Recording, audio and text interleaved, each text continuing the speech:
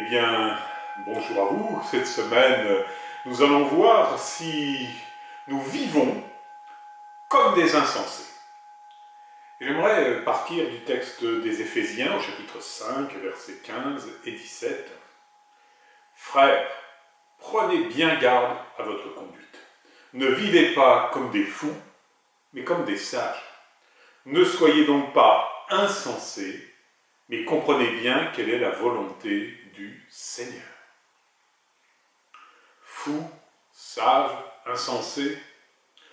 C'est pas moi qui vais vous apprendre que l'insensé, c'est celui qui a perdu le sens. Mais plus précisément ici, l'insensé est celui qui ne comprend pas quelle est la volonté du Seigneur. Et ainsi, il ne retrouve pas le sens véritable de la vie.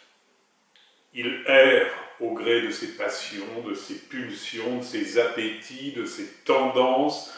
Enfin, peu importe la manière dont on caractérise les vents qui malmènent sa frêle carlingue jusqu'à ce qu'il coule à pic dans les profondeurs abyssales de la mort. Chrétiens, nous qui sommes bénéficiaires de la révélation, nous sommes censés être sages. Mais le sommes-nous vraiment ?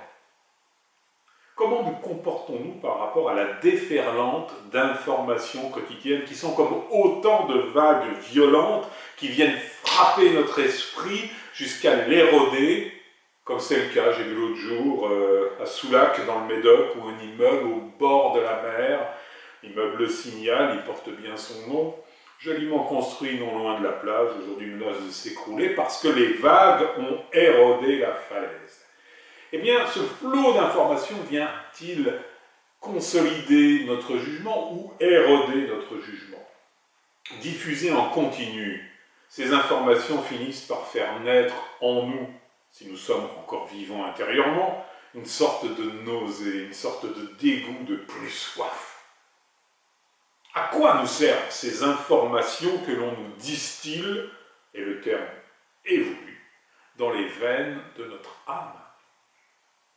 Pour en citer quelques-unes incontournables, les frasques et les tweets des personnalités, l'affaire Benalla, la bagarre de deux rappeurs à Orly, les querelles autour de l'héritage de Johnny Hallyday. Vous pouvez mettre votre propre liste à la suite. En quoi ces vagues de surinformation nous ont été utiles? Pire, quelle a été notre attitude? Qu'avons-nous fait de chrétiens par rapport à ce flot d'informations qui nous inonde? Avons-nous prié pour les protagonistes? La perversion de l'information, c'est de nous faire croire que nous ne pouvons pas nous en passer. Il faut être au courant de tout de suite et dans le détail. C'est une manœuvre de notre adversaire pour nous squatter l'encéphale, pour saper notre espérance, pour voir tout en noir, pour donner de l'importance à ce qui n'en a pas, et pour monter en épingle des choses sans intérêt. Alors bien sûr, tout cela génère en nous une compassion d'arrière-boutique, de la tendresse guimauve, du sentiment bon marché, et puis une bonne conscience bien frelatée. Or, objectivement, à part le fait de prier pour les informations qui en valent la peine, elles peuvent toutes le valoir si elles nous invitent à la prière. Eh bien, elles n'en ont pas en soi à parvenir à notre connaissance. Parce que nous ne pouvons rien y faire, rien défaire, rien refaire, nada. Par contre, si une information sur un désastre humanitaire, une catastrophe, nous faisait mettre la main à la poche pour aider les associations dont on est sûr de l'utilisation des fonds, cela servira au moins à quelque chose et à quelqu'un. Tout ça, c'est de la compassion d'arrière-boutique, je vous l'ai dit, de la tendresse guimauve.